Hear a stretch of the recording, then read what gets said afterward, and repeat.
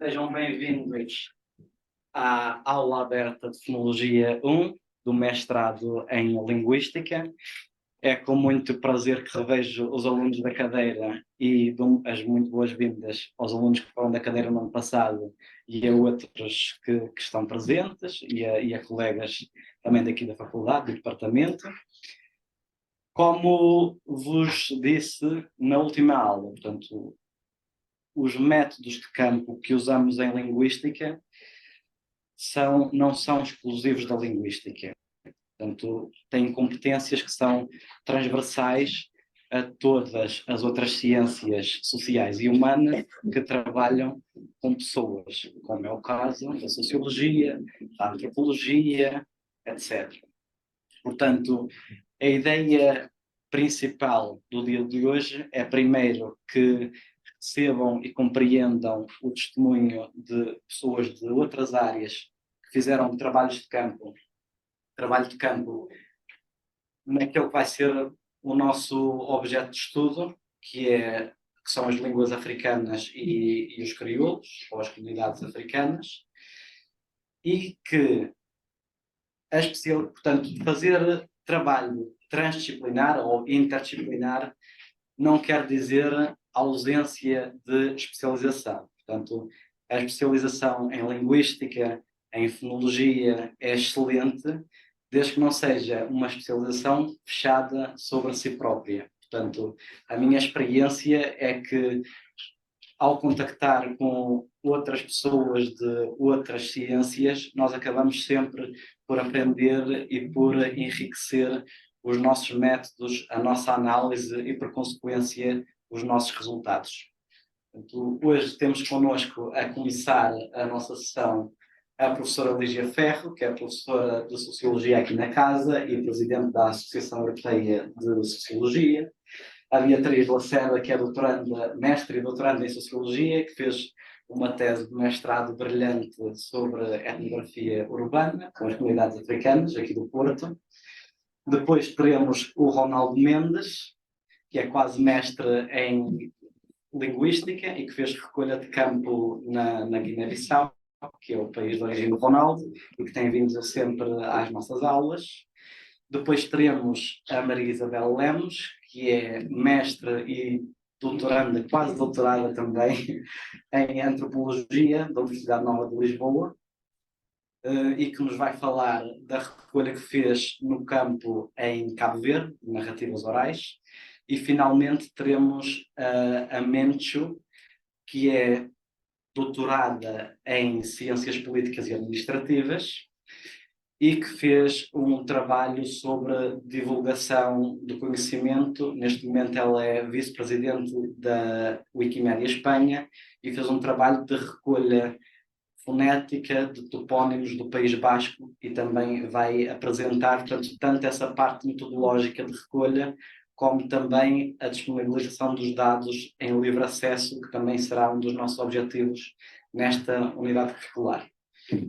Pedia-vos aqui agora, em termos práticos, que anotassem as vossas questões. Nós vamos fazer, portanto, ter a apresentação da professora Lígia e da Beatriz e depois a do Ronaldo. No final desse par de sessões teremos um espaço para perguntas, depois intervalo. Depois, na segunda parte da aula, teremos as outras duas sessões com o espaço para perguntas respeitante a essas duas, está bem? Pronto. Passo agora a palavra à professora Lígia e à Beatriz. Muito obrigada. Queria agradecer desde já ao Carlos, ao Luís e à Vera e ao CODA, em particular, por apoiar e por criar este espaço de troca interdisciplinar. É tão bom podermos aprender uns com os outros, das metodologias em particular, que é algo que me interessa muito, que sempre fascinou e continua a fascinar. Estava aqui a ouvir o professor Carlos e estava a pensar no trabalho de campo, não é? E nesta explicação, de facto, temos uma série de metodologias na linguística que não são exclusivas. A etnografia vem, no fundo, como uma mãe de todas estas metodologias que nós chamamos de campo, não é? Entre aspas. E é interessante pensar, eu penso que é importante pensarmos como é que ela nasce e como é que ela acaba por ser aplicada em outras disciplinas, na sociologia, em particular logo a partir da Escola de Chicago, nos Estados Unidos da América, mas também agora na linguística, na psicologia, na arquitetura. Portanto, as metodologias nascem em determinados contextos históricos e disciplinares, mas depois não se tornam exclusivas numa disciplina, não é? As pessoas usam essas ferramentas e o mesmo acontece com património teórico de cada uma das disciplinas. E por isso eu acho que aqui o contributo que nós podemos dar nesta sessão tão curtinha, eu e a Bia, nós estamos a pensar em euros, que nós vamos falar aqui de uma forma introdutória, não é? Para o curso de mestrado sobre a etnografia, de modo a que vocês possam também tirar partido, não é, desta sessão. Eu acho que aqui, de facto, é importante falar um pouquinho sobre o início da etnografia, o método etnográfico, introduzir pontos essenciais desta metodologia e algumas técnicas também. Claro que sempre de forma muito simples e introdutória, depois mais adiante também poderemos partilhar bibliografia e podemos também, estamos disponíveis para vos apoiar, se assim entenderem. A Bia irá, numa segunda parte, falar de um projeto em que nós trabalhamos em conjunto, para trazer algumas ideias concretas, alguns exemplos, dificuldades, não é? Porque muitas vezes nós falamos dos nossos resultados fantásticos. Falamos da nossa pesquisa, dos procedimentos que implementámos, dos resultados a que chegámos, mas esquecemos, por vezes, de falar daquilo que correu mal. E é tão útil ouvir-nos falar sobre aquilo que correu mal. Os outros podem aprender com isso, nós aprendemos com isso, e por isso também nesta lógica pensamos em trazer aqui exemplos concretos desta pesquisa que foi extremamente enriquecedora, penso eu, não só para mim que dá dia, mas também para toda a gente que esteve envolvida. Então, de uma forma muito introdutória, falar um pouco do método etnográfico e da etnografia, que surge em sede disciplinar da antropologia, e que é, no fundo, uma metodologia de estudo sistemático das pessoas em sociedade, pessoas e os seus comportamentos em grupo, em determinados lugares, aqui a questão do contexto, da descrição do contexto em que determinadas práticas linguísticas e outras surgem, é fundamental na etnografia esta visão holística do contexto em relação com a prática que se está a estudar ou as representações sociais que estão em jogo, é absolutamente central. E surge, como eu disse, no âmbito da antropologia, estou aqui a separar das minhas notas para não perder demasiado, o Bronislaw Malinowski, no fundo foi o primeiro antropólogo que tentou sistematizar esta metodologia. Porque muitas vezes falamos de etnografia e achamos que a etnografia consiste em observar de forma pouco sistemática, pouco estruturada a realidade, não é? Como se fôssemos quase romancistas, que andamos a observar a realidade e tiramos umas notas no nosso diário de campo e temos assim uma visão muito romântica, mas de facto a etnografia vive de uma sistematicidade, uma definição de elementos para observação, uma definição prévia, que está em íntima articulação com a nossa reflexão teórica. Portanto, nós sabemos o que é que vamos investigar, quando, porquê, e essa observação é muito sistemática, sem dúvida. O Bronislaw Malinowski foi, no fundo, aquela pessoa que veio tentar definir estes elementos e mostrar como a observação participante, uma das técnicas fundamentais da etnografia, fazia parte desta compreensão holística do contexto e de uma análise aprofundada das realidades a que o etnógrafo, a etnógrafa se propõe. E a fotografia surgia aqui também como uma técnica que, entretanto, se desenvolveu muito. A Bia também tem estado a trabalhar sobre estes temas da visualidade e da relação com a sociedade e com a própria pesquisa, com o processo de investigação, mas o Malinowski, de facto, foi o primeiro que veio falar da importância da imagem, porque, de facto, essa imagem condensa o contexto e aquilo que está a acontecer e tem uma informação que é única relativamente à palavra, aos discursos, àquilo que as pessoas nos dizem que fazem, não é? Porque nós temos sempre esta dupla dimensão, temos aquilo que as pessoas fazem e aquilo que as pessoas dizem que fazem, não é? E nós estamos sempre aqui a contrastar práticas e discursos, e a etnografia é fantástica neste sentido, nós podemos observar as coisas a acontecer em contexto e fazermos um pouco este contraste. Tivemos outros autores na antropologia, há imensos exemplos que eu poderia dar, desde o Firth ao Bateson. Vou falar em particular da Margaret Mead. No caso da Margaret Mead, temos aqui uma etnografia nas ilhas de Samoa que provocou um grande debate na sociedade norte-americana, ou seja, todo este trabalho etnográfico em sociedades exóticas, longínquas, que todos nós desconhecíamos, fez-nos pensar também estou a falar sobre as sociedades ocidentais, aqui com aspas, porque temos apenas 20 minutos, porque esta seria uma outra discussão, mas temos de pensar sobre nós próprios, não é? Como é que nós olhávamos para determinadas fases da vida, por exemplo. A Margaret Mead refletiu sobre a adolescência nas Ilhas de Samoa, a partir do trabalho etnográfico, e percebeu como o período da adolescência nestas ilhas não era um período conturbado, como nós assistimos, por exemplo, aqui, não é? Em que há uma série de contradições socioemocionais, etc. Há um confronto com a geração adulta, uma oposição até, uma revolta. Ali nas Ilhas Samoa isso não acontecia, ou seja, há uma discussão muito grande nos Estados Unidos, a partir deste trabalho etnográfico de sociedades exóticas longínquas, sobre como é que nós estamos a lidar e a olhar para os nossos adolescentes. Será que esta fase da adolescência é algo que é apenas biológico ou é culturalmente, socialmente construído? Não é? Isto, de facto, gerou aqui um grande debate, uma grande discussão, que foi útil, apesar de nós continuarmos, acho eu, mas isto já é a minha opinião, a lidar mal com estas realidades da adolescência. Portanto, acho que ainda temos muito a aprender, ainda temos que ler a Margaret Mead.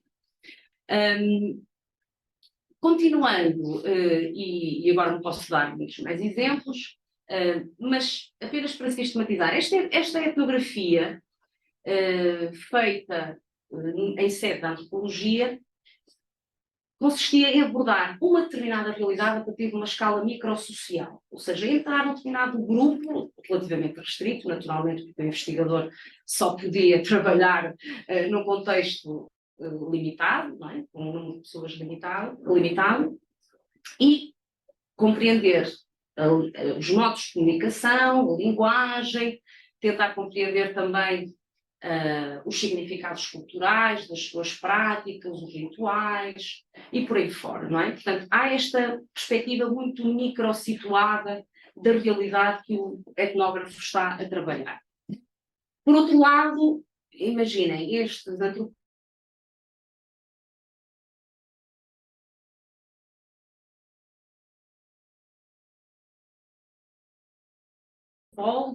iam olhar para eles, modos de viver, de pensar completamente diferentes.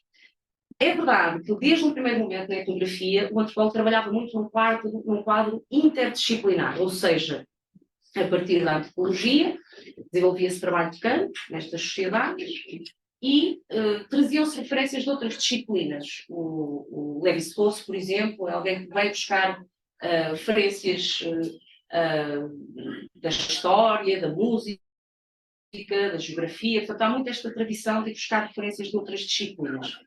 E pretendia-se, acima de tudo, e acabava-se também por fazer isso, depois de uma compreensão aprofundada daquela realidade, comparar e relativizar modos de fazer em sociedade e modos de viver em sociedade. A partir de uma certa exportação ou importação da etnografia para a sociologia, da Escola de Chicago, eu poderia estar também a falar 2 horas sobre a Escola de Chicago, várias aulas, e não tenho tempo para o fazer, nós temos aqui a aplicação desta metodologia em contexto urbano, ou seja, os sociólogos nos Estados Unidos e em particular na Escola de Chicago, que é extremamente reputada, não é? em termos da história da sociologia, tentam conhecer realidades que são próximas através do método etnográfico, ou seja, realidades que surgem numa cidade que vê o crescimento populacional em grande escala, com uma série de fenómenos, de problemas sociais que surgem, como criminalidade juvenil, gangues juvenis, que é um tema muito clássico da etnografia urbana na Escola de Chicago, os sem-abrigo, por exemplo, as interações entre diferentes comunidades migrantes e imigrantes. Portanto, há uma série de problemas sociais que surgem na cidade de Chicago que não se poderiam estudar se não utilizássemos a etnografia. Imaginem, por exemplo, abordar os elementos de um gangue juvenil com um inquérito questionário. Vão ver, não é possível. Ou os sem-abrigo, que muitas vezes têm todos os lados cortados e que, de facto, são pessoas muito fragilizadas e que precisam de sentir uma confiança, não é? Para se poderem abrir, para partilhar as suas perspectivas, as suas vivências. Portanto, de facto, aqui a etnografia veio permitir conhecer estas realidades para propor também medidas de intervenção, resolver os problemas. E a sociologia norte-americana tem muito esta perspectiva, não apenas refletir teoricamente, a sociologia europeia, passámos muito tempo a construir conceptualmente todas as reflexões teóricas que constituem a base, aquilo que é a tradição da sociologia, mas na norte-americana nós temos esta preocupação em resolver os problemas, estudar, compreender, analisar para resolver. E a etnografia permitia precisamente resolver estes problemas. Então, voltando aqui um bocadinho às ideias que eu trouxe relativamente à chamada etnografia clássica da antropologia.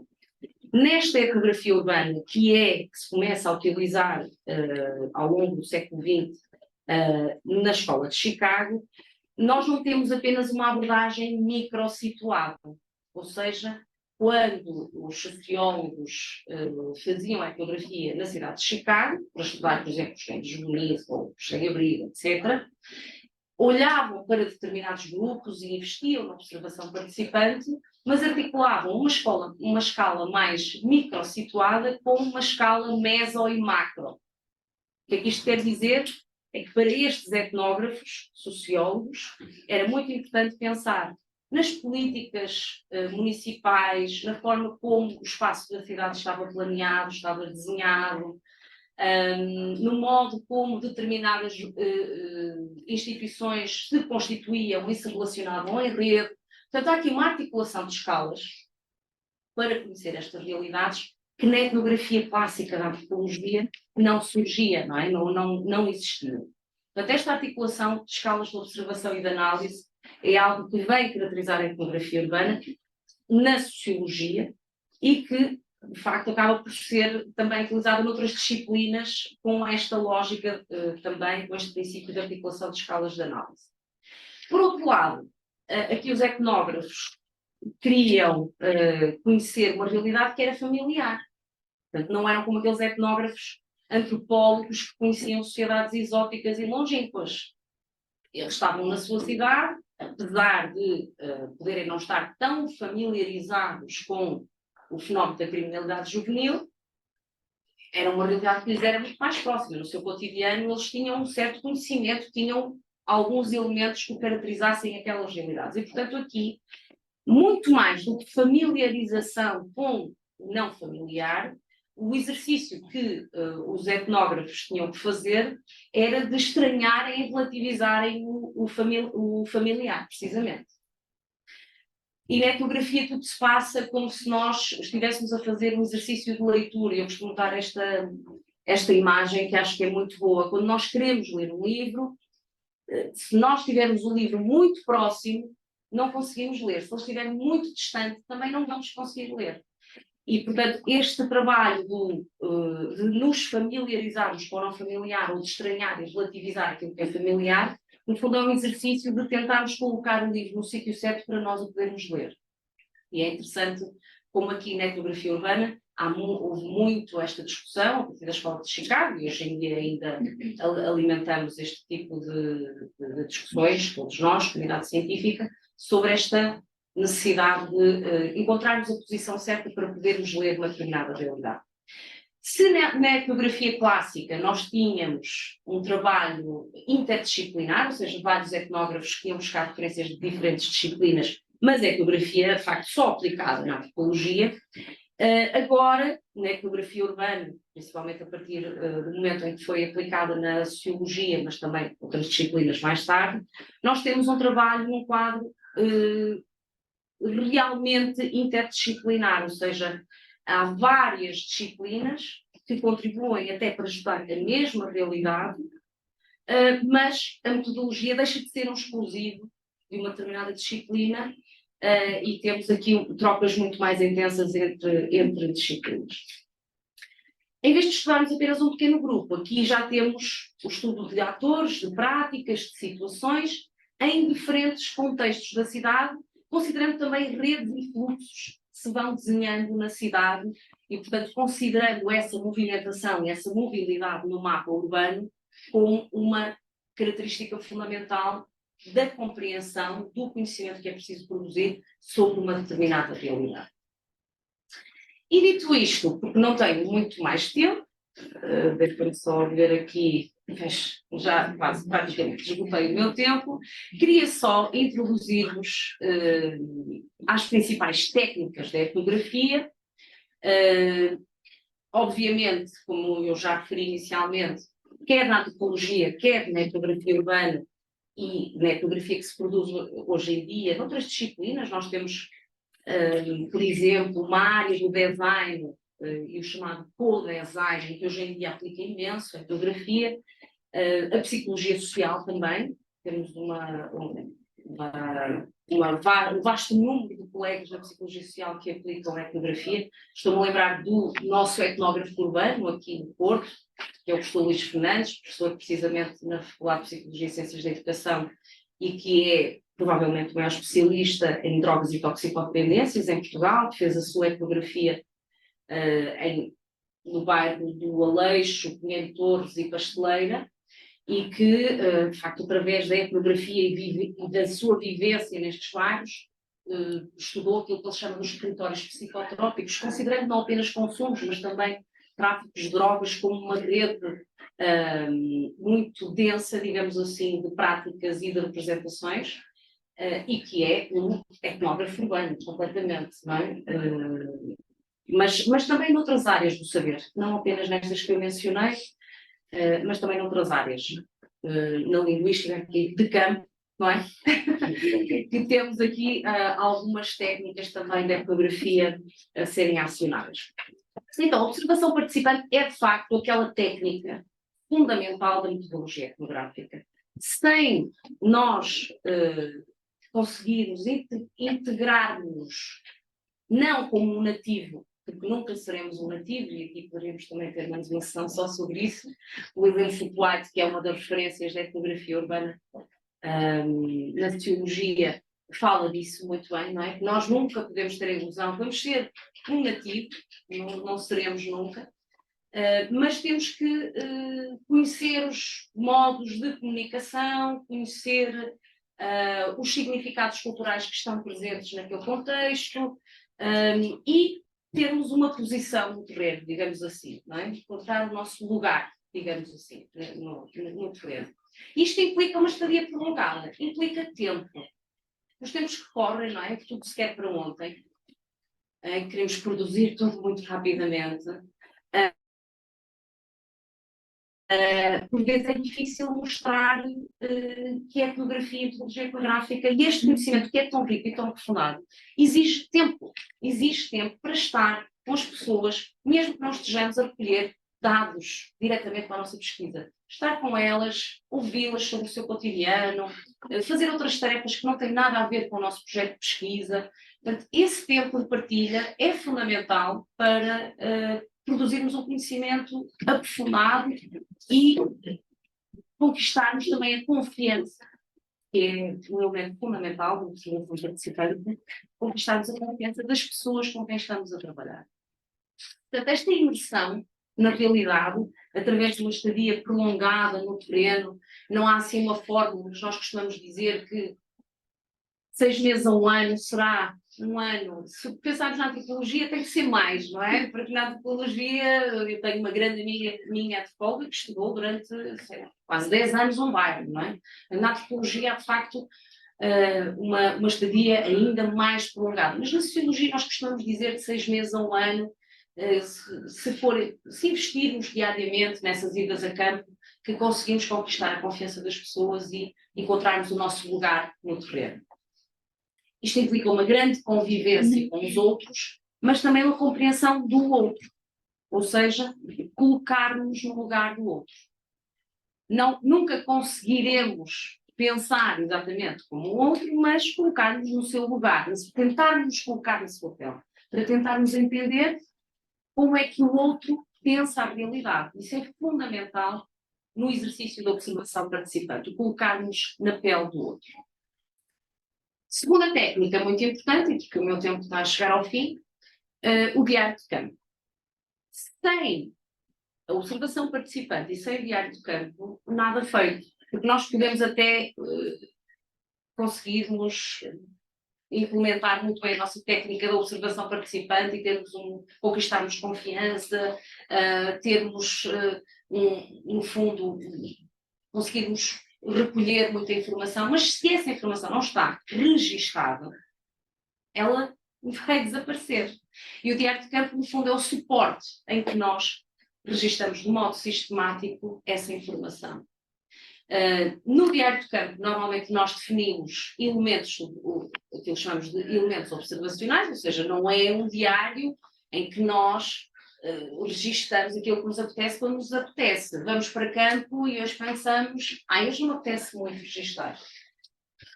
Estou cansada, daqui a uma semana se calhar escrevo porque estou inspirada. Não, nós não somos escritores, nós não estamos a falar de literatura, nós estamos a falar de um método de recolha sistemático que exige que cada vez que nós vamos a campo, registremos aquilo que estamos a recolher nesse próprio dia a seguir, mais tardar, e é em relação com a reflexão teórica que foi definida previamente. Portanto, no diário de campo, fazer esta escrita sistemática, que não é apenas uma escrita dos dados crus, digamos assim, mas é, no fundo, uma escrita que cruza teoria e empiria. O diário de campo não é, por exemplo, como um inquérito de questionário ou uma entrevista em que nós recolhemos os dados diretamente, não é? E depois a seguir é que vamos analisar. Quando nós registramos em diário de campo, nós já estamos a refletir também sobre aquilo que recolhemos, a partir da teoria. Portanto, já fazemos uma espécie de primeira análise dos dados que fomos recolhendo no trabalho de campo. Claro que mais tarde, depois é preciso fazer uma análise sistemática mais adiante, mas isso é algo que não temos tempo para falar aqui, ficará para outra altura, mas é importante também perceber que este registro já exige uma reflexão teórica e uma primeira análise, digamos assim. Por outro lado, o diário de campo é um instrumento fantástico que nos permite integrar resultados das várias técnicas de pesquisa. Não é? Eu lembro-me por exemplo, no caso que a Bia vai trazer aqui, não é? Dos mapas e das imagens que surgem em articulação com o texto, que nós fazemos muito isso na etnografia urbana, não é? Em que nós temos imagens daquela realidade, mas também podemos escolher material, flyers, não sei, todo tipo de informação que nós podemos escolher e que vamos já articulando com a escrita, com a descrição daquela incursão de campo naquele dia, naquela hora, etc. Agora também não temos tempo para falar sobre o modo como fazemos esse registro, mas apenas para ficarem com esta ideia de como é que nós vamos articulando. E depois, claro, que temos também a entrevista, que é outra técnica fundamental da abordagem etnográfica, para além da observação participante e do diário de campo. Esta entrevista pode ser, nós também não temos tempo para aprofundar muito, mas pode ser uma entrevista informal, quando não temos muito à vontade ou achamos que, por exemplo, a gravação da entrevista pode constranger o outro. Isso muitas vezes acontece, as pessoas sentem-se um bocadinho mais limitadas e acabam por não partilhar tanto quando há uma gravação. Portanto, podemos avaliar e pensar que temos que fazer estas entrevistas de modo mais informal, sem gravação. Pode ser uma entrevista gravada e estruturada ou semi-estruturada, que nós costumamos dizer, com um guião, Mas sem dúvida que as entrevistas ou as chamadas conversas informais são fundamentais no processo etnográfico. Podemos até num momento mais adiante na etnografia marcarmos uma entrevista com a pessoa e gravarmos, etc., quando já temos mais confiança, mas todas estas entrevistas, conversas informais que vamos fazendo ao longo do tempo e que vamos registando em diário de campo, são também uma recolha, no fundo constituem uma recolha central do processo etnográfico. E pronto, este no fundo é a minha introdução em 25 minutos à etnografia, que não é possível falar, penso eu, mais pormenores, mas como já disse inicialmente, acho que depois também podemos passar algumas referências bibliográficas e dar algum apoio. Acho que agora seria interessante pensar no projeto. Bia, não sei se queres... Quanto tempo é que nós estamos nisso? 5, 10 minutos no máximo. Nós temos estado em 40. As duas. Já tínhamos falado em 40? É isso. Sim, então. Então, posso só pôr a Sim, apresentação? aqui pertinho, por favor. Com o texto em casa, não é? Exato. Bem, pronto, isto já passou. Esse é o título da nossa apresentação. E estão a ver em casa, também não estou a ver. Então.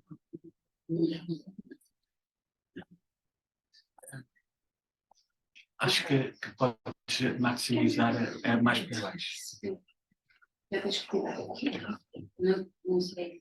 É onde tem uma folha. Está aqui. É em cima da lupa mais. Da lupa com mais. Aqui? Aqui. Não será aqui? Não, é em cima da lupa com mais. Ok. Aqui. Ok. E agora é Uma página, não é? cá inteiro. É o cheiro. Exato. Olá, meu nome é Bia. Eu vou tentar complementar um pouco aquilo que a Lígia disse, usando um caso concreto na pesquisa, que depois deu origem à minha tese, e portanto há muitas coisas que nós também não estamos aqui, não temos tempo para estar a explorar, mas depois também algumas coisas como discretas, também temos esse documento que está online. E vou aproveitar também para trazer uma perspectiva também pessoal, de alguém que também está numa fase inicial e, portanto, também passou por, e ainda está a passar, por vários erros e que também posso aqui... Passa-se sempre, desculpa, ao longo da vida, independentemente se está numa fase inicial. Então, o projeto que nós vamos apresentar agora brevemente aconteceu desde o final de 2020 até até mais ou menos até setembro, ainda tivemos ações. 2021, com o nome de Travessia, e era um projeto, rapidamente, não vou estar a explicar o que era todo, mas o grande objetivo era conhecer aquilo que eram as experiências e redes da sociabilidade das comunidades africanas e afrodescendentes do Porto. Aqui levantam-se muitas questões: quem é que são, como é que se faz esse limite, estamos a falar em questões de que tipo de pertença, não é? Nós não fomos um país específico, o que nós usamos foi uma metodologia que é snowball, ou seja, através de algumas redes, várias pessoas iam chamando outras pessoas com quem tinham alguma partilha, que fossem do mesmo país de origem ou não. Portanto, aqui era conhecer onde é que estão estas pessoas no Porto, como é que vivem no Porto, como é que vivem na cidade. O projeto depois deu origem a uma exposição que esteve na Bienal de Fotografia do Porto e tinha uma componente ainda mais complexa naquilo que toca à abordagem etnográfica, que era as pessoas que estavam responsáveis, digamos assim, pela curadoria e pela organização da exposição de uma perspectiva artística, eram a fotógrafa e a Susana Meiselas, que estava em Nova Iorque, porque isto foi durante a altura da pandemia, e se bem se recorda, nesta altura era bastante forte a nível de restrições, e a curadora estava na Grécia, nós estávamos as duas no Porto, e ainda havia uma pessoa que estava a fazer o design em Espanha. E, portanto, ainda tivemos aqui uma camada que foi uma etnografia multissituada aqui no sentido digital, ou seja, elas iam acompanhando o trabalho que nós íamos fazendo no terreno, mas eu andava com elas a pé na câmara, aqui, no telefone, portanto, Zoom. Foi uma nova invenção de como é que se pode também aproximar ao terreno através, portanto, e isso deu origem a coisas também engraçadas, não? Além disso, isto trouxe outras dificuldades que a Lígia agora acabou de falar sobre a confiança, porque como este foi um processo feito durante a altura pandémica muito forte, há aqui questões muito práticas que se põem. Por exemplo, nós tínhamos estado de máscara e é logo uma aproximação muito mais difícil eu chegar a alguém ou perceber até a linguagem ou a pessoa perceber-me a mim se eu tenho que estar de máscara. Uma questão legal, em uma imposição, que nós não podíamos andar na rua, depois pudemos porque tivemos uma declaração a dizer que estávamos a fazer uma pesquisa para a Bienal e, portanto, até esta questão institucional de repente a rua, que sempre foi um espaço por todos, estava bloqueada, não é? Como é que se ultrapassa isso? Os espaços de convívio, nós não podíamos ir para dentro da casa das pessoas, ou muitas vezes não havia essa possibilidade, então também como é que se ultrapassa? Isto levou um maior, eu diria, que se eu tivesse passado por esse processo numa altura não pandémica, duvido que me tivesse entregado da mesma forma, porque isso levou a outros níveis de compromisso, de confiança e de eu estar cotidianamente em muitas ações, não é? Vamos a um café, vamos ao supermercado, vamos tentar ao máximo usar aqui os contornos que podemos na altura da pandemia. Uma coisa que também que a Lígia trouxe e que é esta barreira para a etnografia urbana, esta diferença, mas que nós também temos que estar sempre a lembrar-nos disto, e é um dos tais erros que eu acho que fazemos muitas vezes, é este processo de exotização, que era mesmo assim que estava descrito, né? Quando nós lemos esta ideia do povo branco ocidental só olhar lá para fora, em que depois que teve que fazer esse processo internamente, não quer dizer que ao fazer esse processo internamente também não reproduza aquilo que são alguns processos de exotização mesmo. Por exemplo, aqui nós estamos a falar numa cidade que diz-nos a pesquisa, é sempre esta parte do vai e vem com teoria, que é uma cidade que se considera branca. Portanto, os portugueses, as pessoas que cresceram no Porto, ainda descrevem a cidade como uma cidade branca.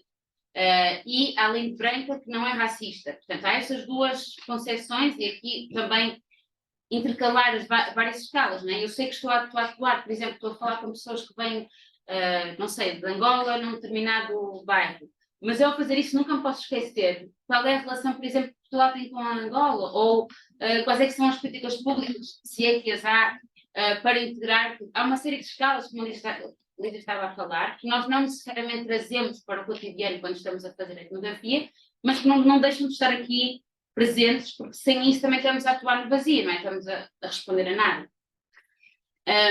E aqui eu acho que houve um processo, que nós falamos muito disso, que é essa questão da posição. Primeiro, que sabemos que não somos nativos, isto aplica-se em tudo, não é? Eu podia estar a falar com pessoas que têm exatamente a minha escolaridade, tom de pele, etc., mas que se eu estou a abordar uma coisa que não é onde eu me identifico, também se aplica esta ideia de não ser nativo. Aqui, tendo em conta os projetos que alguns de vocês vão fazer, eu acho que aqui este alerta, não é? Este autoposicionamento ainda é maior quando estamos a falar de pessoas que realmente partilham uma cultura que é mesmo diferente da nossa e que partilham às vezes o nosso espaço cotidiano, neste caso a cidade do Porto, mas que por terem um tom total diferente têm uma experiência, quer dizer, às vezes oposta à minha. Portanto, eu nunca posso esquecer isto ao fazer esta pesquisa. Nós não estamos às vezes a falar da mesma cidade, não estamos a falar dos mesmos roteiros e mesmo às vezes numa partilha de referências temos sempre que situar aquilo que são os nossos preconceitos, as nossas ideias pré-concebidas e tentar ao máximo deixar isso para trás. Porque também acontece outra coisa, por exemplo, eu ao fazer este processo de perceber, ok, estou a fazer esta pesquisa com uma pessoa branca do Porto, não é? Também tem isso, que é a cidade onde eu cresci, portanto há muita coisa que eu de repente me gostava de ouvir sobre a cidade onde eu cresci. E além de estarmos a fazer isso, nunca nos podemos esquecer que estamos ali com um propósito que às vezes é mais importante para nós do que para as pessoas com quem nós estamos a falar, não é? Aqui, por exemplo, uma pesquisa académica, eu diria que um dos erros às vezes principiantes, se calhar, é nós assumirmos que, por exemplo, a nossa pesquisa ou a nossa intervenção é tão importante para nós como para as pessoas que estão, naquele caso, participar. E aquilo levaria-nos a outras conversas de coparticipação, etc., de como é que nós podemos contornar este tipo de questões, mas eu diria para quem nunca fez etnografia, para evitar cair nessa armadilha de achar que nós estamos a levar um saber que é muito superior e que as pessoas estão desejosas por entrar na nossa pesquisa. Precisamente, eu não senti tanto isto com as comunidades africanas do Porto, porque na cidade do Porto, em contraste a Lisboa, é um tema que não tem sido muito falado e até sentido o contrário, isto é, muita gente que queria falar da sua história e que não partilha necessariamente a mesma visão, né? Nós também temos a tendência de homogeneizar os grupos com quem estamos a trabalhar, e não é verdade. Houve muita gente que me falou de um Porto racista e houve muita gente que me disse que nunca se senti isso. E eu posso ter as minhas... Mas como? Não, mas a minha voz não é que está ali, portanto, eu estou ali numa perspectiva de observar e trazer aquilo que a pessoa me está a dizer. A experiência da pessoa e como ela me está a trazer é o que deve sempre sobressair, não é? Não é a nossa visão imposta. Portanto, eu diria que essa parte de percebermos onde é que nós estamos, que temos que ser muito, sentir que, agradecer a generosidade do tempo que as pessoas nos estão a dar e perceber isso, que às vezes há pessoas que não vão querer falar connosco ou que não ou vão sentir-se, porque estavas a dizer, no caso das comunidades africanas não senti muito isso, mas, por exemplo, no caso de outros projetos onde nós estamos, com o Bairro do Cerco, com os jovens do Bairro do Cerco, já há territórios que já foram tão explorados, que já tiveram tantas pesquisas sociológicas, antropológicas, etc., de intervenção, e depois que viram zero de mudança na sua vida, que também começam a fechar portas, não é? Naturalmente, porque, quer dizer, não é como se fosse um espaço que é um zoo humano e que nós todos podemos ir e ver alguma coisa, que depois nem sempre conseguimos trazer isso. E há territórios que já sentem essa resistência, não é? E, portanto, isso é uma coisa que nós, a leitura e as experiências que foram aqui trazidas já contemplam e que ajudam-nos sempre a perceber qual é a posição que devemos ter. Isto mesmo. Ainda do curso em que Não, já não estava. Ok. Pronto, nós tínhamos um exemplo de arte de campo. Temos aqui o meu exemplo de arte de campo, que são várias fotografias e que foi, na verdade, pronto, o meu melhor amigo pelo tempo todo, e eu andava sempre com o diário de campo. A aproximação ao diário de campo, ou a manutenção do diário de campo, também é uma coisa que se vai aprendendo a fazer, essa questão de sistematizar a informação, de recolher o máximo de coisas que naquele momento não nos parecem tão importantes e que depois mais à frente têm essa importância, e de saber também quando usar, né? Porque eu, da primeira experiência que eu usei o diário de campo no curso à noite de etnografia, antes de introdução à etnografia, não existe. com o professor Lígia, e lembro-me de estar a ter essa experiência de estar, na altura era o Jardim das Virtudes, que eu estava a fazer lá a pesquisa, e de estar a escrever, eu estava a tentar escrever o que algumas pessoas estavam a dizer. E pronto, bem, eu não ia pôr aquilo em nenhum lado, estava só... Mas na altura comecei a perceber que as pessoas estavam a falar mais baixo. E depois percebi que o problema era eu, ou seja, claro que estava ali um grupo de pessoas a conviver e eu uma maluca ali com um bloco de sinalhado, ou seja, eu não, eram as minhas primeiras experiências e eu nem sequer, é como se eu achasse que estava invisível. E isto também é uma coisa que estes estudos todos falam e que também tem a ver com a questão do autoposicionamento, que não é só essa questão que eu estava a falar, mas é que o nosso corpo, no terreno, altera o terreno, ou pode alterar o terreno. E nós também devemos ter essa noção que entrar em casa de alguém pode haver um momento de ritualização que nem sempre acontece, mas pelo facto de nós estarmos lá, e por isso é que uma estadia prolongada, confiança, também ajuda a limar aquilo que são esses processos ou não. Este exemplo é um bocado estúpido, mas aconteceu mesmo, e também não custa nada a dizer. Já agora deixa-me só dizer relativamente a isso, que às vezes nós devemos evitar também tirar essas notas em contexto, não é? Para não passarmos por detetives privados, não é? Aquela coisa do estamos a observar, por isso é que anotamos aquelas expressões que depois nos vão permitir fazer as nossas notas de campo completas. E mesmo as palavras que nós usamos, não é? Por exemplo, a palavra investigação, em alguns campos não é bem vista, porque a investigação é polícia, não é? Então, também a forma como nós entramos no terreno e como nos apresentamos também é importante. Outra coisa que nós fizemos, que também pode ser uma coisa interessante para as vossas pesquisas que fizemos com o projeto, foi estas visitas guiadas. Portanto, nós tínhamos várias pessoas, né, como estava a dizer, de países diferentes, experiências diferentes, posições socioprofissionais também diferentes, né, com contextos de maior ou menor desigualdade. E todas elas também nos mostravam a cada vez um Porto que era diferente, que era o seu Porto, não é? Então, esta técnica, que já é usada em vários campos também, foi muito importante, não só porque também deu esse espaço às pessoas de terem controle sobre aquilo que nos estavam a mostrar e o discurso, mas também por uma questão prática e de uma forma diferente de recolha de dados, que as pessoas, de repente, já têm muito prazer também em partilhar aquilo que é a sua cidade e as suas experiências vividas, não é? E essa ideia de nós estarmos, por exemplo, a andar e de nós estarmos sentados à secretária, também liberta um bocadinho algumas conversas, passamos por situações diferentes. Eu lembro que aqui neste dia com a Dona Cláudia, que é a senhora daqui, ela encontrou algumas pessoas da associação que depois também nos quiseram estar a falar dela. Ela encontra sempre. Ela encontra sempre nessa gente, que é aqui muito famosa. E esse tipo de coisas também tem muito, é muito mais rico do que estarmos as duas aqui numa secretária só para falar. Né? Portanto, é uma método que também podem usar. Depois, a cartografia, né? Esta palavra, pronto, tem muita coisa aqui. Outra técnica pode ser pedir ou fazer um workshop, ou dependendo da forma como isto, de um mapa mental, ou um mapa afetivo, ou um mapa emocional. Depois há vários autores que falam acerca disso, e é uma coisa que também se faz às vezes até com crianças, ou que se pode fazer com pessoas que, por exemplo, falam outra língua, que pode ser uma barreira entre nós, que aqui também acontecia. Aqui nós temos dois exemplos. Temos um exemplo de uma performance de um artista que é o Dori Negro, que fez um mapa mental que se chamava Porto Negro, que era a sua experiência como migrante afro-brasileiro, portanto, desde que chegou aqui ao Porto, e ali desenhando num quadro a giz aquilo que era as suas experiências e cruzando com nomes de ruas, porque ele foi viver para a rua Álvares Cabral, e esta questão também de que nomes é que nós demos às nossas ruas, portanto, e ele foi aproveitando isso e falando sobre a sua experiência, e depois isso era um vídeo que nós tínhamos lá na exposição em loop, e era a performance, mas que também nos trouxe dados, não é?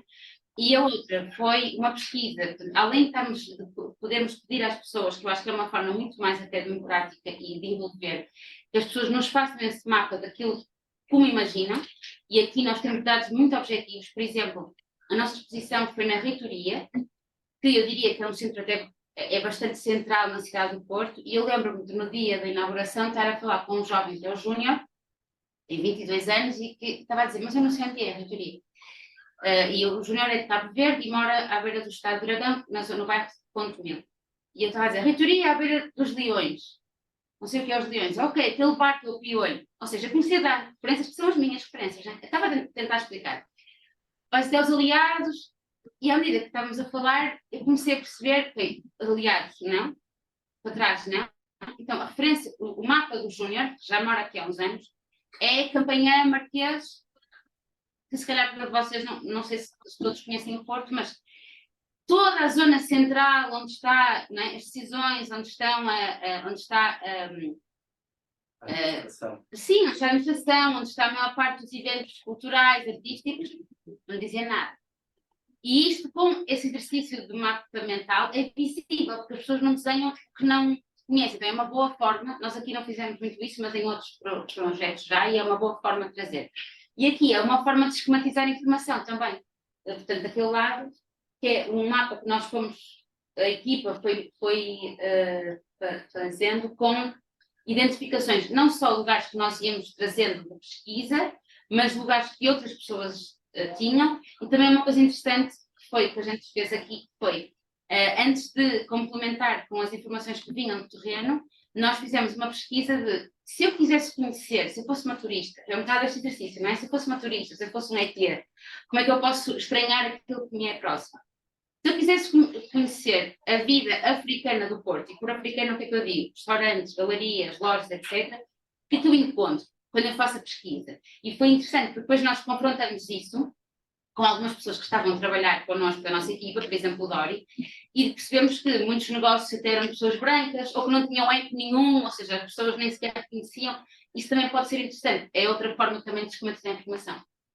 Aqui, em entrevista, nós depois tínhamos essa parte artística de exposição, e também para as pessoas se verem apresentadas, que é uma coisa importante, nós aqui não anonimizamos nenhuma intervenção, porque as pessoas também quiseram, e acho que é uma forma também de trazer as vidas todas ao trabalho, não é? Aproveitamos algumas entrevistas e fizemos pequenos vídeos para a exposição também.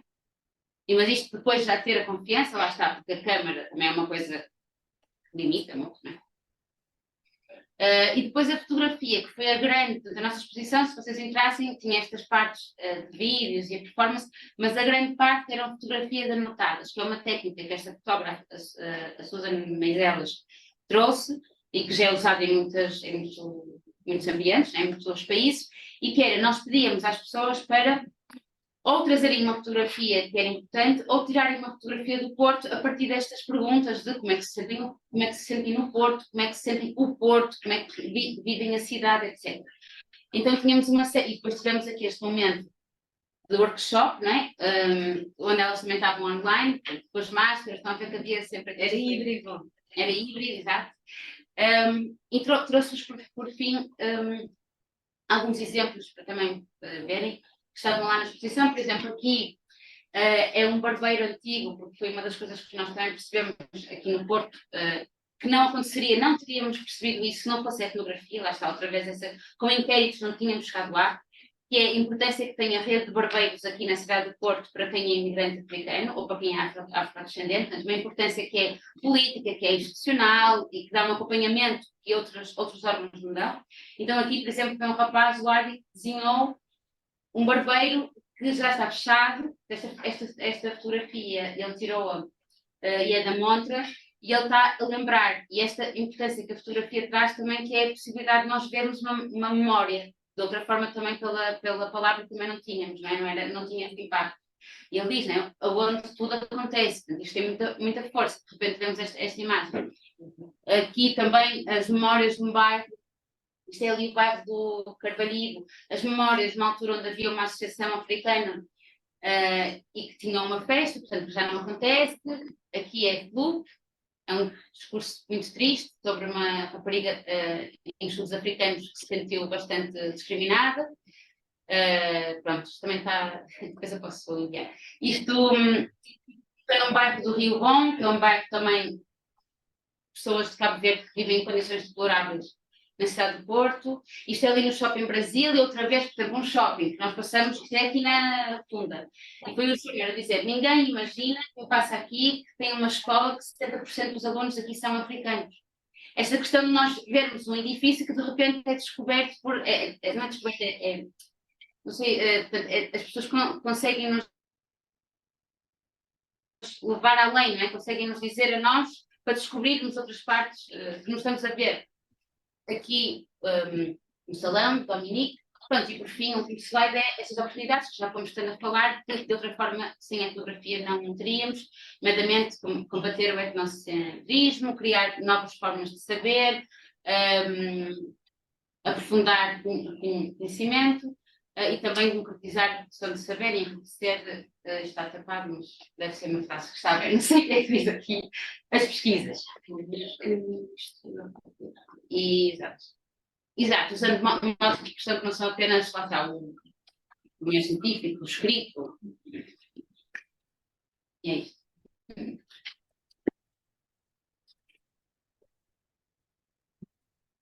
Muitíssimo obrigado à professora Lígia e à Beatriz por esta maravilhosa apresentação. Como sabem, as perguntas ficam para depois. Eu, neste momento, convidava o Ronaldo a vir falar da recolha linguística na Guiné-Bissau. Provavelmente vou ficar até o fim, mas depois para tirar a apresentação também estará. Pronto, então o título da minha apresentação é este, da recolha etnológica das variedades do crioulo da Guiné-Bissau. E em nota muito rápida, a apresentação vai basear-se na minha dissertação do mestrado, que está por ser apresentada, ainda não sei quando, mas em princípio será ainda agora, final deste mês, ou em novembro, ainda não sei. Ou como o doutor Luís Pessoa brincar, talvez tenha em junho. Ainda não sei. Pronto. Como é que eu faço? é no perceber. Pronto, trouxe aqui esta citação, que é um discurso depois publicado da Mica Cabral,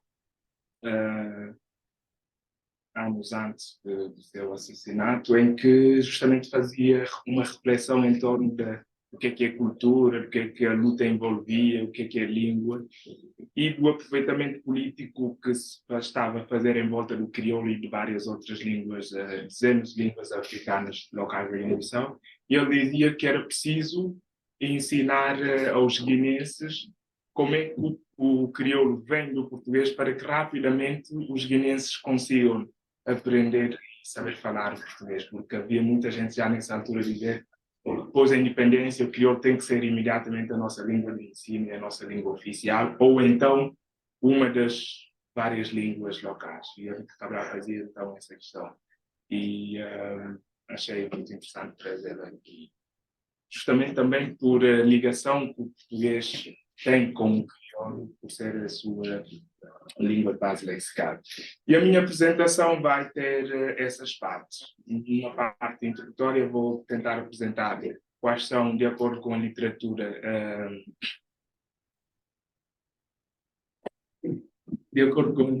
apareceu aqui uma coisa que era só uma nota minha pessoal, mas vou tentar apresentar quais são características inovadoras do crioulo em relação ao português, aquilo que a literatura diz que é. Depois, na metodologia, vou descrever os participantes e a maneira como a recolha foi feita e a maneira como os dados foram depois analisados. Depois, já nos resultados e discussão, vou, portanto, centrar o trabalho centra-se essencialmente nesses três, nas terminações nasais, as consoantes e os processos fonológicos. As vogais foram incluídas, mas apenas uma perspectiva descritiva e uma parte muito mais qualitativa, como iremos ver mais à frente. Os objetivos deste trabalho, o objetivo principal é então fazer uma análise da variação sociolinguística de alguns aspectos fonológicos do crioulo, que foram aqueles que apresentei há pouco, viram no índice, nomeadamente as consoantes, é o centro, porque aparentam, são aqueles em que há mais, digamos assim, discussão, em que falta o consenso na literatura. E os objetivos específicos a partir de uma tentativa de explicar qual é a relação que existe entre as dezenas de línguas que existem na Guiné-Bissau, nomeadamente as línguas africanas, o crioulo e o português, percebendo essa relação, então centrar a investigação, o trabalho em compreender aquilo que são as divergências entre o crioulo e o português, numa perspectiva inovadora, uma vez que o português empresta, digamos assim, um léxico ao crioulo. E depois também tentar perceber se o crioulo, uma vez que é falado num território, apesar de ser muito pequeno, e não ser um país relativamente muito, mas muito mesmo pequeno, mas com dezenas e dezenas de povos, com suas línguas, suas culturas, etc.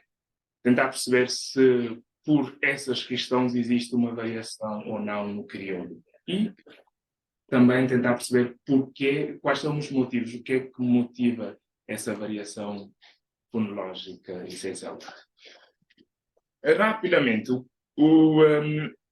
os crioulos são, como dizia, línguas que surgiram num contexto muito específico, muito diferenciado de outras línguas, como línguas europeias, e implicam, em termos gerais, um contacto entre uma língua dominante, de um povo dominante, no caso dos crioulos de base lexical portuguesa, ou seja, aqueles aos quais o português emprestou o léxico, surgiram num contacto de comércio e de escravatura. Portanto, havia aqui uma língua dominante, no caso português, e, pelo menos,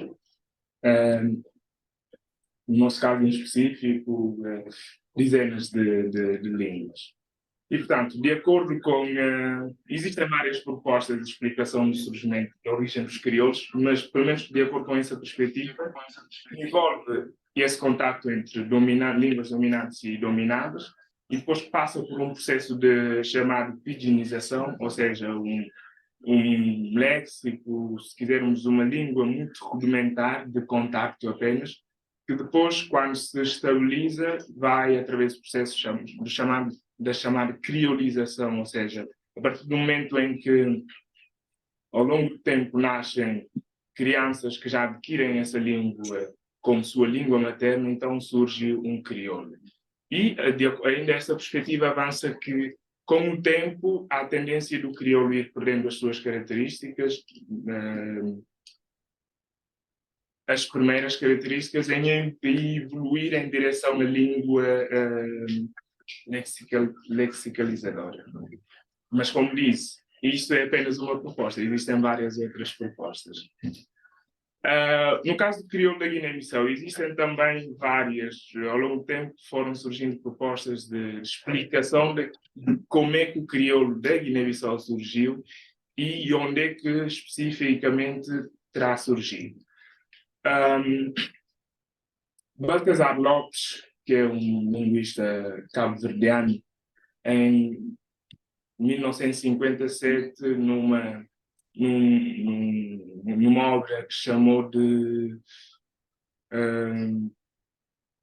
Gramática do Dialeto Cabo-verdiano, qualquer coisa, já estou a perder com o título, e a dada altura, muito breve, diz que supõe que o crioulo da Guiné-Bissau é quase como uma transportação uma passagem direta do crioulo de Cabo Verde para o crioulo da Guiné-Bissau, de acordo com, eventualmente, a importância que os cabo-verdianos tiveram na colonização da Guiné-Bissau. Mas isso já depois são explicações que, por exemplo, Jacobs, num artigo de 2010, vai acrescentando nessa tentativa também de justificar a posição, a proposta de surgimento do crioulo em Cabo Verde, concretamente em Santiago, para depois para a Guiné-Bissau. Em reação a uma outra proposta explicativa é aquilo que é defendido por Bull, Kim, entre outros, em como Cacheu, a norte da Guiné-Bissau, terá sido o berço do crioulo da Guiné-Bissau. Uma terceira, digamos assim, posição é aquilo que Roger defende. Para Roger, não se trata de digamos assim, de levar Cabo Verde para a Guiné-Bissau, mas sim trata-se de os povos da Guiné-Bissau e de Cabo Verde, usando o mesmo material linguístico, que seria o pidgin português, e dar-lhe um tratamento diferenciado. E ele depois tenta explicar as razões, as diferenças que encontra no crioulo de Cabo Verde e em relação ao crioulo da Guiné-Bissau, nomeadamente diferenças gramaticais, sobretudo o sistema verbal. E acho que, ok, então, para isso não é uma teoria não é um acaso. Para terem essas grandes diferenças, será eventualmente porque pegaram o mesmo material e deram um tratamento diferenciado, em que na Guiné-Bissau há uma africanização maior do crioulo do que, por exemplo, em Cabo Verde. Como disse, a Guiné-Bissau é um país com dezenas de línguas e há naturalmente essa relação entre etnia e língua. E com isso a identidade. Há muita gente que, por exemplo, por os pais serem manjapos ou fulas, eles assumem automaticamente que são fulas e que a sua língua materna é fula, mesmo que não fale fula. Então há essa relação de confusão desses conceitos de o que é etnia, o que é língua, o que é identidade, que não vamos aqui aflorar. Mas, de acordo com os dados aqui que trago, baseiam-se nos censos de 91 e de 2009, que é os últimos feitos até agora. E por essa razão, na Guiné-Bissau há uma relação, uma diglossia nas línguas, em que o português ocupa o topo, o crioulo aparece ali no meio, é uma língua nacional. E as línguas africanas, Balanta, Fula, Pepelas, Dizenos, aparecem na base da pirâmide. E há uma função, essas línguas têm funções. O crioulo é língua nacional, oficial, desculpa. O português é língua oficial e de ensino, portanto, em contextos oficiais. O crioulo é língua nacional que todo mundo fala, nos bairros, nas ruas e até mesmo nas escolas, porque, ao fim e ao cabo, ninguém fala português. E as línguas africanas são línguas mais de comunidade, entre família, nas cerimônias tradicionais, até em situações aparentemente mais oficiais, por exemplo, de fórum político. Os políticos sabem que se eu for a norte ou a leste tenho de falar língua X, porque quero que o eleitorado me compreenda. Por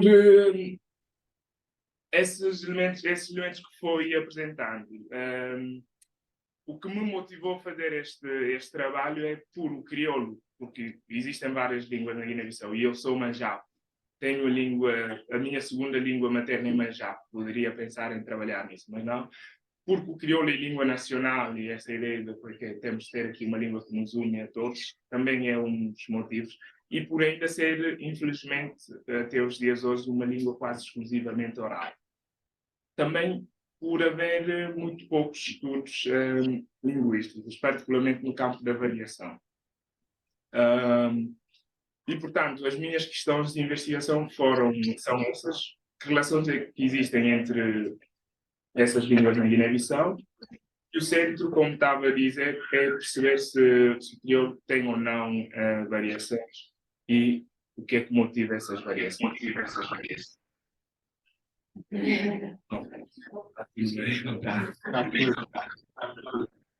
Ainda não está. Peraí. Desculpa.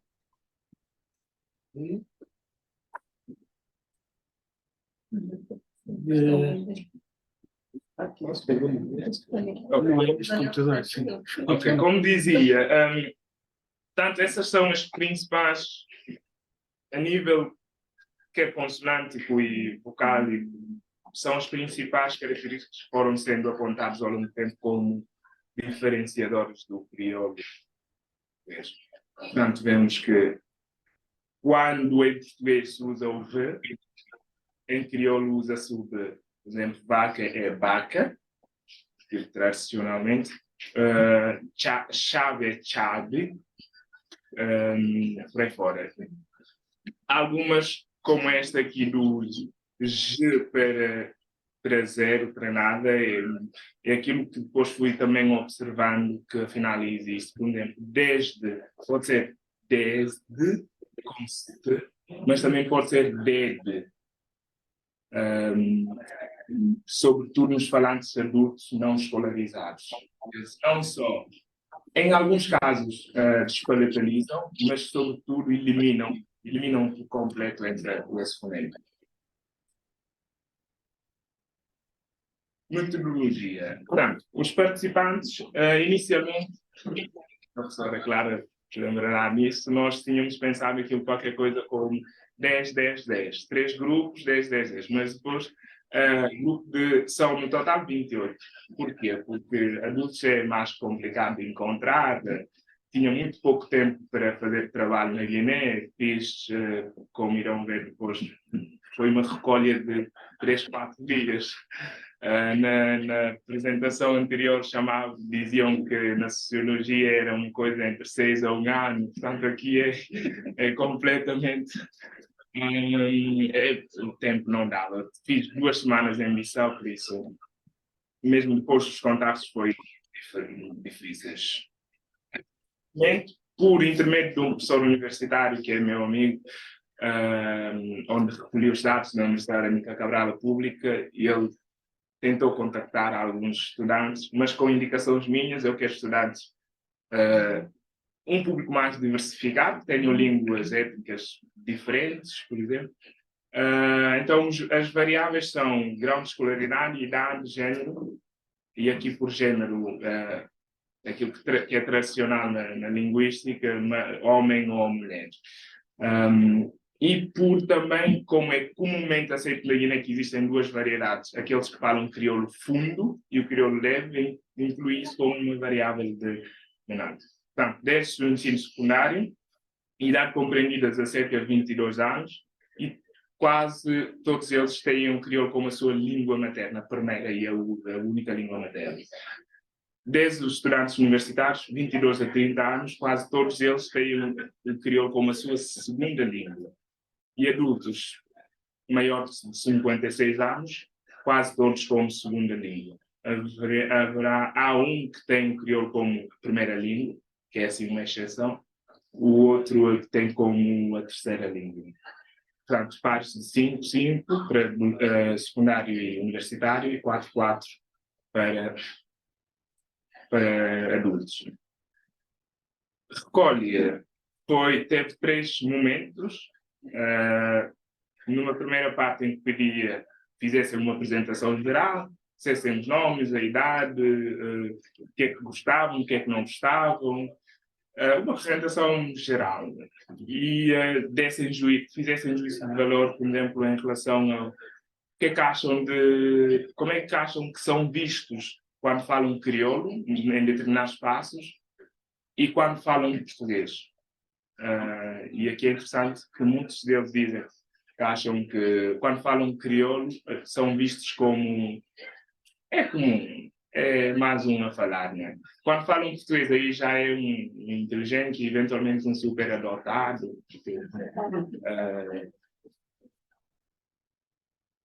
Depois, a segunda parte, então, é a nomeação e depois fez muitos deles, muito à vontade, fazer descrição, descreviam imagens, com 14 imagens. Tinham relação com corpo, espaços urbanos da Guiné, casa, Belém, por aí fora. Depois tinha a leitura de um excerto de um texto que eu farei com coisas que queria que lá estivessem, determinados fonemas, as palavras de propósito, para ver como é que diziam essas palavras. Para um caso de, se na apresentação ou na nomeação de imagem não dissessem aquilo que eu queria ouvir, que consigam ao menos dizê-lo na leitura. E aqui quem leu é do secundário e do universitário. Na nomeação de imagem, houve alguns adultos que não fizeram, ou simplesmente as imagens não eram as mesmas que eu fiz e que eles conseguiam ver, ou por condições não permitiam. Às vezes era de noite. Um amigo dizia, conheço um adulto aqui no bairro X, queres ir lá? E eu ia. Ou o primo, ou o estudante, com quem acabei de falar, diz, o meu pai é que era, o meu avô é que era, então vamos a casa. Foi assim andar de lição naqueles 3, 4 dias. Materiais de recolha, portanto, foi um gravador, telemóvel, meu telemóvel e o computador posteriormente para guardar e organizar os dados. No total foram 8 horas e 33 minutos. A análise teve dois métodos, qualitativa e quantitativa. Na parte qualitativa, transcrevi os dados ortograficamente, depois traduzi alguns para o português. Aqueles que precisava de inserir depois na apresentação. Houve depois uma inspeção visual e de identificar os fenómenos que já tinha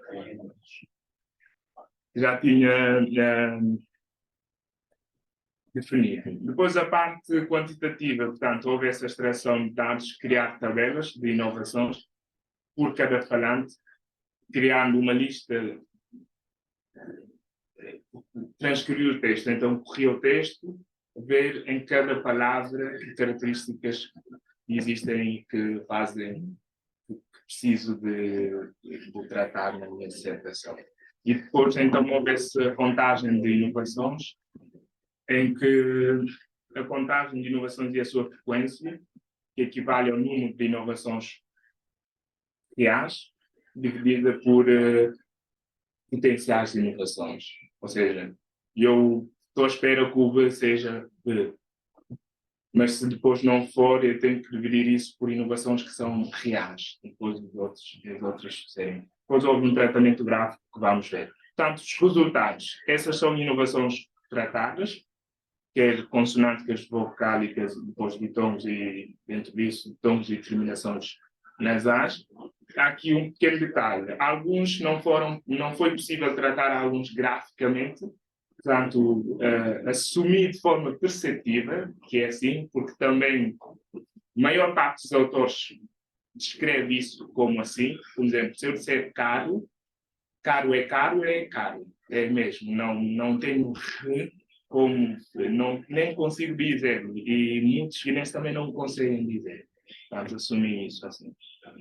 A nível vocal, por exemplo, a maior parte dos autores concordam que existe apenas 3 graus de abertura. Em português existem 4, em que as vogais médias, depois temos o E mais fechado e o semiaberto, o O, isto em crioulo não existe. Ou se existe, perceptivelmente é difícil de ouvir. Sede, não, é difícil. Também não inclui isso por não conseguir fazer aqui uma análise fonético-acústica. Portanto, a nível consonântico, trouxe só esses exemplos aqui. Por idade e, por outro lado, por escolaridade. Portanto, a variação por idade e por escolaridade. Não irei apresentar por cada inovação, porque senão depois tínhamos aqui o dia todo a ver gráficos. Então, no caso do V para B, vemos que os 2 primeiros grupos, portanto, secundário e universitário, há aqui uma certa coerência, ficam aqui. Ou seja, quanto mais baixo estiverem, esses pontinhos aqui são os falantes. Quanto mais para baixo ficarem, significa que se afastam daquilo que é definido na literatura como características do crioulo, e quanto mais alto, significa que há uma coerência com isso. Ou seja, os adultos, em geral, mantêm essas características. Os mais novos, não. Cada vez mais se aproximam do português. E como poderão ver, há mais uma concentração aqui nos 2 grupos do que no último. No último é um bocadinho disperso, em que encontramos por exemplo, um bocadinho mais aqui abaixo para os falantes jovens. Depois, por escolaridade, vemos que os não escolarizados, portanto, não for mesmo a escola, obedecem, têm essas características, são ditas que é assim, e têm. Os básicos, um bocadinho mais abaixo, ou seja, quanto mais escolarizado, mais se aproxima do português, com exceção, portanto, do universitário, que há aqui uma ascensão, né? Ou seja, vem até o secundário, o básico, mas depois entre o secundário e o universitário há uma incoerência, né? Há aqui uma interpretação de 2 variáveis que esperava-se que correspondessem, mas não correspondem, que é idade e escolaridade. A média de inovações por variedade no crioulo, neste caso, os falantes assumem que falam um crioulo fundo, os outros assumem que falam leve. Em geral, aqueles que assumem que falam um crioulo leve correspondem mesmo a essa descrição. Por leve, entendam que é aquele que fala um crioulo que nós vivemos na Guiné Portuguesa, um crioulo mais leve, mais soft, e por fundo, mais difícil às vezes de compreender. E aqui, mais uma vez, há uma dispersão na escala. Há uma dispersão, não está muito concentrado como está nos falantes crioulo leve. Aqui, por região, é pouco relevante, não é muito relevante, mas os falantes de Bissau, que nasceram e vivem em Bissau, são aqueles que se afastam, se aproximam cada vez mais do português, porque Bissau é a capital e tem aqui um conjunto de variáveis sociolinguísticas que podíamos estar a discutir aqui. E de outras proveniências a leste e a sul do país mantêm, embora aqui também, mais uma vez, há uma dispersão o cabo já está a faltar. Portanto, rapidamente, vou ter de saltar alguns mas por nível de escolaridade, em suma, por nível de escolaridade e por as duas variáveis, nível de escolaridade e idade, é que são aquelas que contam mais, não é?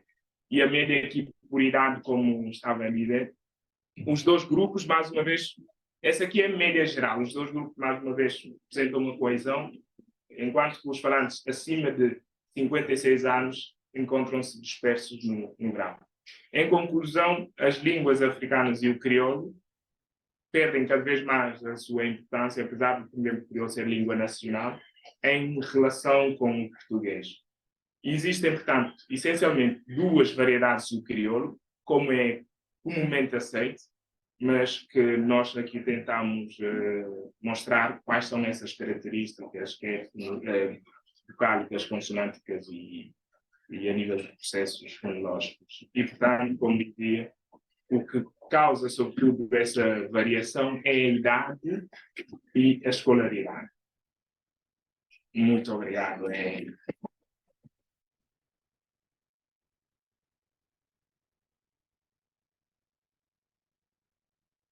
Obrigado, Ronaldo. Vamos agora ao momento das perguntas. Acho que vamos ficar todos sentados nos sítios e quem quiser fazer agora uma pergunta à professora Lígia e à Beatriz, virá-se para elas e fizesse a pergunta de modo audível. Pois estamos com o Zoom. Peço desculpa, então pedia que viessem cá para a frente.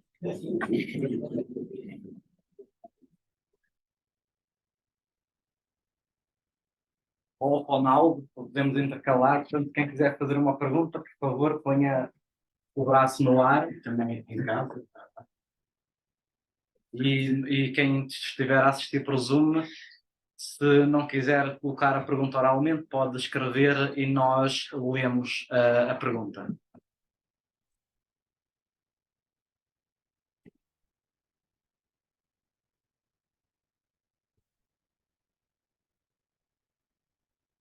Eu posso começar com as perguntas.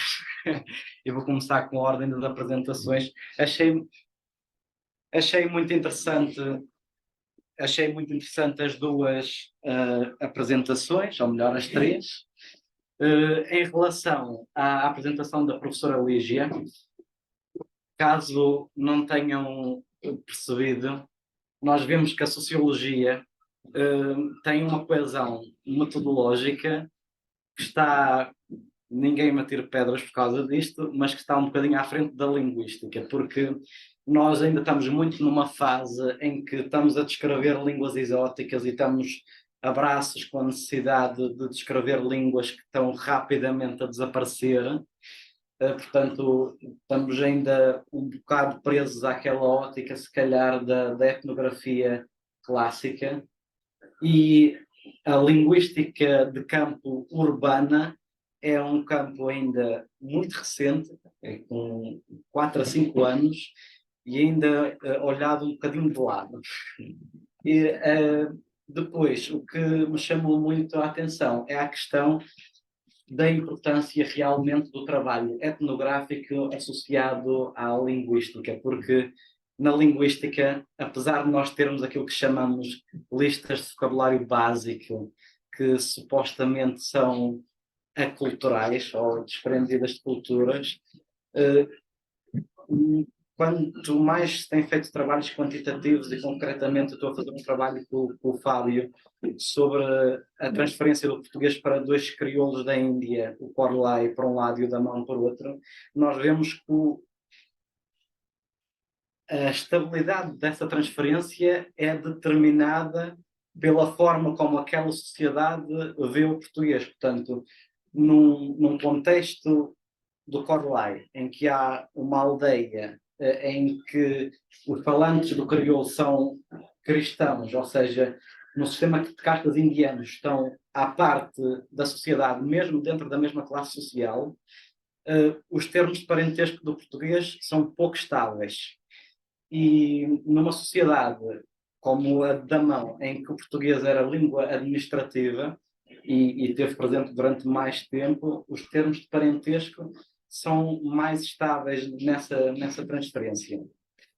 Em relação à metodologia, queria que me esclarecessem um bocadinho daquilo que é o diário de campo.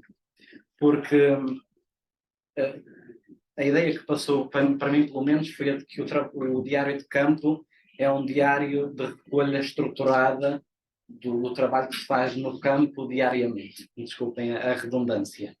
Nós, em linguística, temos tabelas de recolha de dados. Pode-se equiparar isso a diário de campo? Não se pode? Ou são coisas complementares? Há uma pessoa no Zoom, podem responder e depois passa-se para o Zoom. Ok. Relativamente a essa pergunta do diário de campo das tabelas. Ou seja, nós temos duas técnicas aqui, uma delas que se associa à ecografia, que é a observação participante, e temos também a chamada observação não participante ou direta, que não exige necessariamente uma participação no espaço ou na construção de relações muito intensas com as pessoas as quais estamos a analisar, a pesquisar, e aí nós também utilizamos as tabelas. Ou seja, temos uma tabela pré-definida, vamos ao terreno, preenchemos, mas isso não implica estabelecimento de relações, conquista de confiança, partilha de cotidiano, é um tipo de informação que é diferente. Não quer dizer que as duas técnicas não se possam conciliar. Estou-me a lembrar, por exemplo, de um orientante meu do doutoramento, o Pedro Varela, que estamos agora também num projeto com ele, em que ele fez a observação participante, fez a etnografia, e estava a trabalhar sobre expressões artísticas, comunidades africanas e afrodescendentes em Lisboa, e ele fez essa etnografia com observação participante, com registro em diário de campo, mas havia momentos de concertos ou festivais em que, de facto, eram momentos que eram muito breves, que ele não poderia estabelecer relações com as pessoas de uma forma aprofundada, e, portanto, ele aí tinha uma série de tabelas para fazer a recolha a partir dessa observação direta não participante, digamos assim. Então, qual é que poderia ser a diferença de diário de campo para estas tabelas? É que, de facto, nós fazemos uma descrição muito detalhada, não só daquilo que está a acontecer, mas também do contexto, aquilo que eu disse logo no início. Coisas que, por exemplo, na tabela, em que nós temos uma série de tópicos, recolheríamos apenas a informação essencial que dá resposta àquele tópico. No diário de campo, nós colhemos essa informação que dá resposta ao elemento observacional previamente definido, mas também descrevemos o contexto, descrevemos muitas coisas que estão relacionadas com esse ponto. Coisas que até nesse momento parece que não têm grande significado. E no momento mais avançado da pesquisa, vamos perceber que tem um significado muito grande. Portanto, eu diria que esta questão do contexto, da relação com as pessoas, o nível de profundidade da informação é muito diferente, não é? Porque as pessoas não vão partilhar a mesma informação com alguém que conhecem, a quem tem confiança, ou alguém que está com uma tabela num espaço limitado. Claro que muitas vezes não é possível fazer a observação participante. Eu estava a ouvir também aqui a apresentação e, claro, temos 2 semanas, mas obviamente aqui o erro teria sido se houvesse a ilusão que se poderia fazer uma ecografia, não é? E muitas vezes nós em sociologia aplicamos inquéritos, observação direta, quando não há esse tempo e não há essa disponibilidade para investimento. São de facto coisas diferentes. E até coisas, como tu estavas a dizer, que por uma coisa diário de campo, que eu fiz uma partilha no projeto onde nós estamos, da forma como foi recebida. Foi mal recebida. E desde aí, como eu estava a dizer, isso é informação importante, ou seja, não tínhamos numa grelha de observação como é que está a viver o contexto, não é? O que é que aconteceu ali? Não vais pôr isso numa grelha, mas é interessante perceber esse... Eu falo sempre ao... Sim, já agora só relativamente ao primeiro comentário também que nos fizeste, que tem a ver com esse significado cultural que está presente e que dá e que imprime um certo valor, seja nas línguas ou noutras realidades, que é tão importante. Eu acho que a partir do diário de campo e da observação participante se consegue uma profundidade de informação completamente distinta de outro tipo de técnicas de recolha de dados. Sim, eu concordo. Às vezes, na ausência da abordagem etnográfica de 6 a 12 meses, analisamos os dados, mas com a análise de dados, às vezes apanhamos sintomas, como foi o caso da necessidade de uma abordagem etnográfica mais profunda. Sim, claro. Nós em Sociologia temos também diferentes abordagens, não é? E muitas vezes aplicamos abordagens mistas, qualitativas e quantitativas. E até há um texto clássico da Florence Weber sobre a etnografia armada pelas estatísticas. Portanto, não é de todo, o método etnográfico não é incompatível com técnicas e outras abordagens mais quantitativas. Agora, nós conseguimos tipos de informação muito diferentes, de técnicas também diferentes. Se calhar íamos ao Zoom primeiro. Então, diz o Vasco João Mendes, brilhante apresentação. As minhas perguntas são: tem condições para implementar o crioulo da Guiné-Bissau como língua oficial? Na sua opinião, o crioulo influenciou na deficiência do português no sistema de ensino da Guiné-Bissau? Tem aqui algum... O crioulo influenciou na deficiência do português no sistema de ensino da Guiné-Bissau. Há aqui um pressuposto já. Vocês ficaram para ti. Ok. Vasco, já agora, muito obrigado por. Eu conheço o Vasco, ele diz que eu sou tio ou avô dele, uma relação familiar assim, mas é meu mais velho, é meu cota, como dizemos aqui. Na minha, e não tenho condições para implementar o crioulo como língua oficial. Isso é uma divisão quase exclusivamente política, embora precise de trabalho linguístico e tudo para depois em síntese. A segunda pergunta, Vasco, não. Eu não. Eu, há uns tempos escrevi uma coisa sobre isso. Cá há realmente muita gente na Guiné, inclusive até linguistas ou professores de língua, que acham que o crioulo acaba por ser um entrave à aprendizagem portuguesa ou ao bom aproveitamento escolar na Guiné-Bissau. Para mim é uma falácia. Por quê? Numa comunidade em que toda a gente fala crioulo e, segundo os dados, 27%, e eu até desconfio desses dados, 27% é que fala português, estamos aqui eventualmente a assumir que quem está na universidade ou faz esse segundo ano fala português, quando na realidade não fala. Eu tenho esses exemplos vários, e eu acho que eventualmente conheço dezenas e dezenas de gente que acabou o curso, mas se lhe for pedido para escrever uma página é muito, uma frase, nós, do ponto de vista linguístico, estaríamos aqui a dizer não é assim, não é assim, não é assim, não é assim.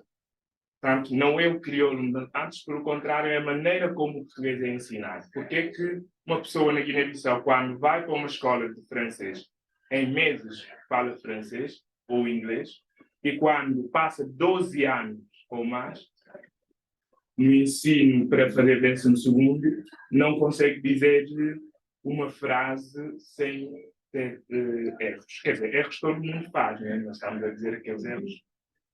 Portanto, há aqui um problema sociolinguístico, um problema social, que não tem a ver com o crioulo em si. Antes, pelo contrário, o português. E aí, a maneira como a gente vê o português como língua, nós até temos uma admiração, né? Todo mundo, a partir da Guiné, quer falar perfeitamente em português. O problema é os métodos disso. E aqui os professores de língua são chamados, mas sobretudo os políticos são chamados.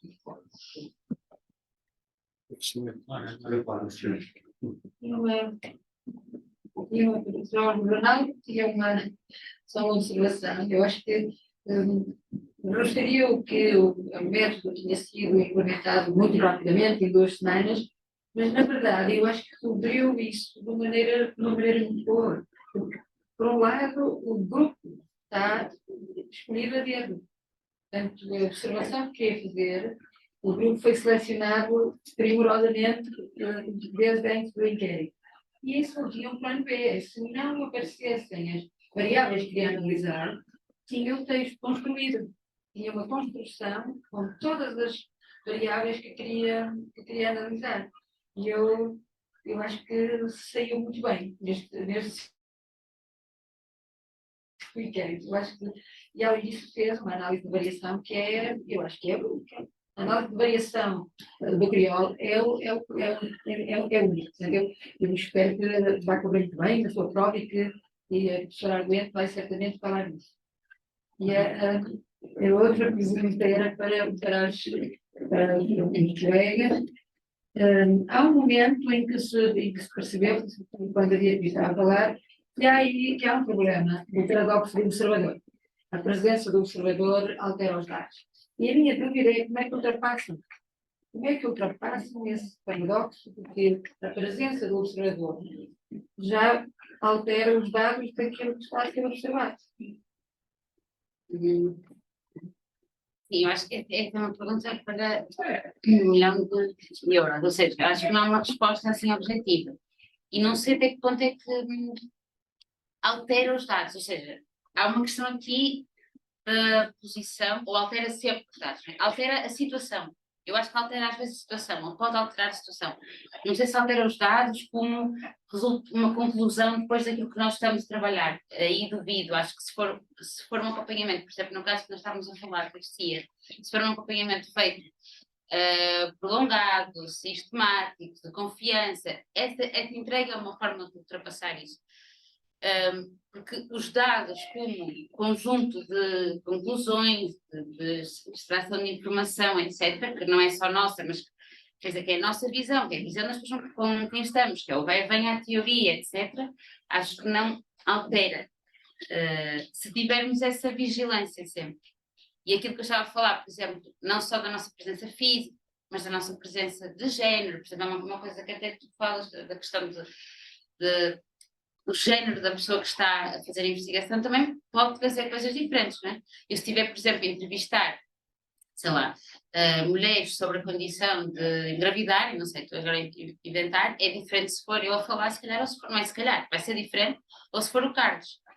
E não quer dizer que os dois não tenhamos depois os resultados que são semelhantes naquilo que é a sua, sei lá, no seu core, não é? Mas saber de onde é que nós vimos e ter essa vigilância epistemológica, que é uma coisa que nós estamos constantemente na sociologia a fazer essa atenção, qual é o meu corpo, como é que o meu corpo se insere aqui, como é que a forma que eu estou a falar até, não é? Aquilo que estávamos há pouco a dizer, por exemplo, dos exemplos como nos apresentamos, usar a palavra investigação, puxar a questão institucional ou não puxar a questão institucional, dependendo dos contextos.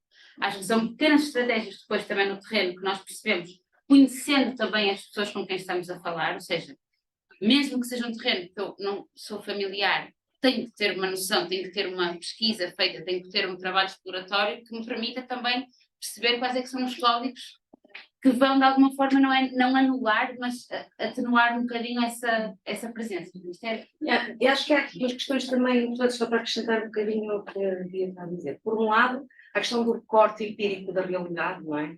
E aquela discussão clássica, nós estamos a estudar exatamente a realidade, e nós sabemos que não, estamos a construí-la, não é? Mesmo nas ciências exatas e naturais, essa questão, acho que às vezes até está mais resolvida do que nas ciências sociais e humanas. Nós continuamos sempre a pensar se somos objetivos, se não somos, quando na biologia e noutras ciências já está assumido, ok, é um recorte da realidade que eu estou a fazer, a minha história pessoal, a minha bagagem cultural, interfere nesse recorte da realidade, vamos assumir isso e vamos, como a Bia também estava a referir, controlar essa interferência, digamos assim, ou essa influência. Não é? Por outro lado, a nossa presença no terreno, claro que gera sempre interferências. O António Fernando da Costa explica isso muito bem no texto. Gera sempre interferências, mesmo que nós não estejamos a falar diretamente com as pessoas, a nossa presença corporal já altera.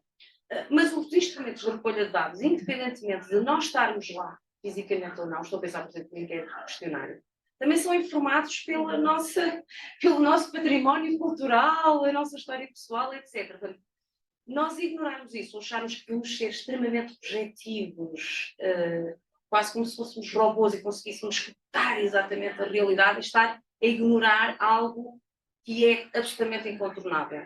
nós somos humanos e, claro, nas ciências sociais humanas há aqui outras implicações, porque estamos a lidar com pessoas e são realidades extremamente complexas e as pessoas abrem-se de diferentes formas e dão também significados muito subjetivos às suas práticas, às suas vivências.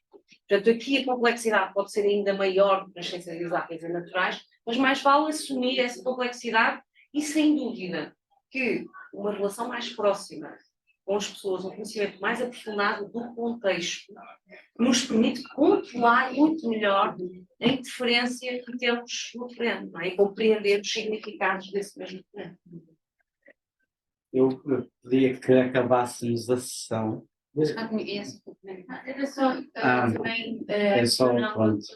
acho que também a combinação dos métodos, né? Como a etnografia não precisa ser isso só a observação participante, ao estar em nós, mas de uma forma de comatar talvez essa limitação do que é o recorte da realidade, do que é, onde é que começa a nossa interpretação, é também justamente fazer entrevistas, sendo estruturadas, utilizar os métodos de alguma forma a controlar um pouco. Sim, mas para além dessa questão dos dados, da triangulação e usar diferentes técnicas que nos ajudam imenso, depois há muito aquela ideia que ok, aquela verdade vai se estabelecer para aquele grupo, mas não vai valer para sempre. Mas é assim em qualquer área do conhecimento científico, não é? Portanto, vale, enquanto não vier outra verdade, pôr aquela em causa. Portanto, sim, mas é uma pergunta muito comum, porque há sempre mais reservas relativamente ao método etnográfico, como método científico, digamos assim, quando do meu ponto de vista,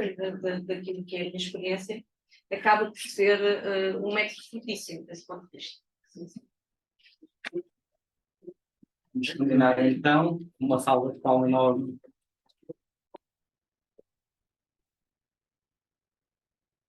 Quem tiver perguntas, o nomeado tem que perguntar. Não, aqui há uma pergunta para o Ronaldo, mas que ele vai responder depois. Pronto, o Ronaldo responde depois e quem tiver perguntas para cada um dos oradores, acho que está toda a gente aberta aqui via e-mail e felizes por responder. Encontramos-nos daqui a 5 minutos, pode ser? Portanto, às 13h35.